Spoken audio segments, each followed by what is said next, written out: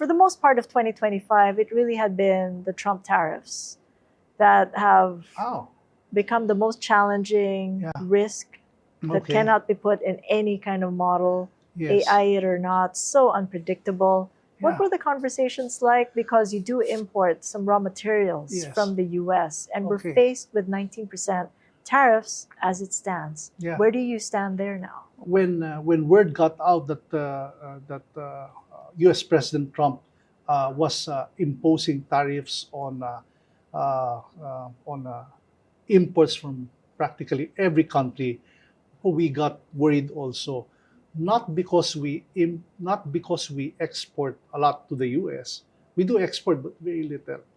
But because as a company and as like most manufacturers, we are net importers. Okay, we import meat from the U.S. and different parts of North America. But it has always, the Philippines has always set a tariff. There's always a 30 to 40% duties on pork or chicken.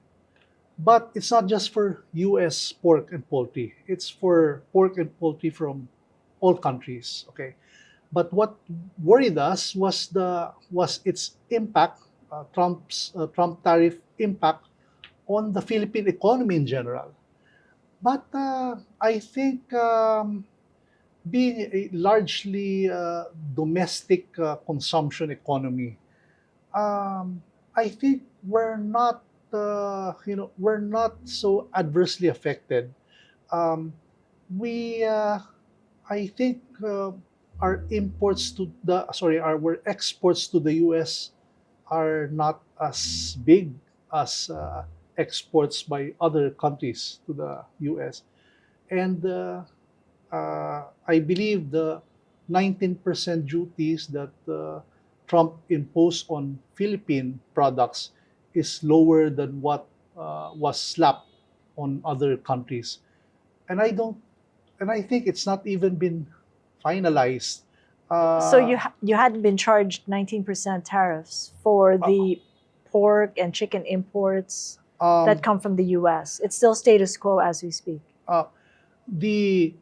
Our imports of pork and poultry from the U.S., the Philippines has always taxed it or has imposed a tariff of 30 to 40%. So that's still ongoing as we speak. That is still ongoing. That's remained status quo. And I think that's one reason why the U.S. would not reduce the 19% tariff. I think given a choice, Philippines would like to bring it down to 0 to 10%.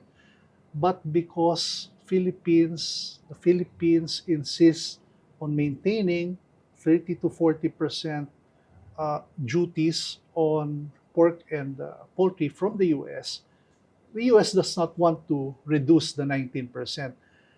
But they have not been as hard on the Philippines because they know that the Philippines has set that duty rate among all countries, not just, there's no favoritism. It's applied equally to all countries that export pork and so it's still wait and see. 19%, we haven't felt that yet. Yeah. But as a business and within the board, what have you planned ahead for maybe the worst case scenario when that comes through and those 30 to 40% import tariffs are down, 19% pushes in?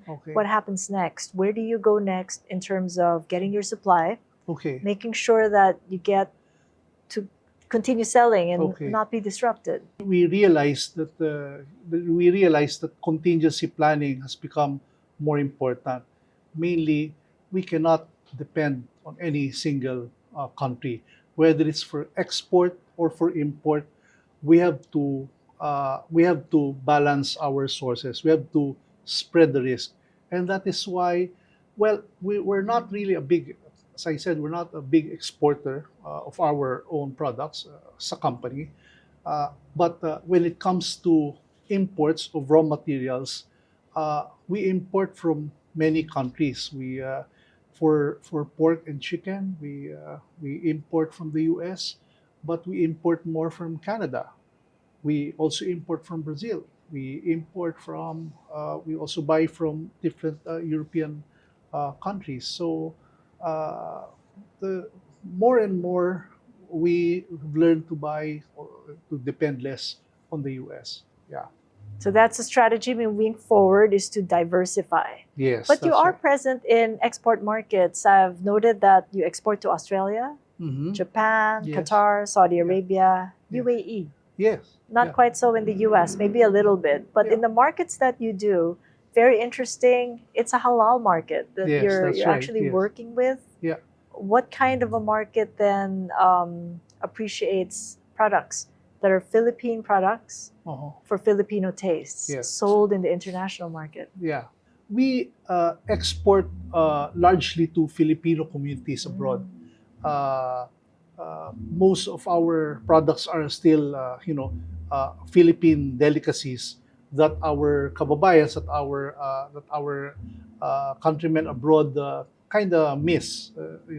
That's why the Middle East is our biggest export market, and they do allow, you know, for the beef and chicken products has to be, of course, halal certified, even if it's meant for the Filipino communities. Uh, but there's one country, the UAE, United Arab Emirates, that even allows pork products. They have supermarkets that have non-Muslim sections where they allow pork products. So that's where most of our exports go. Then we also export to Singapore, to Hong Kong for our kababayans there. Then we also export to Australia.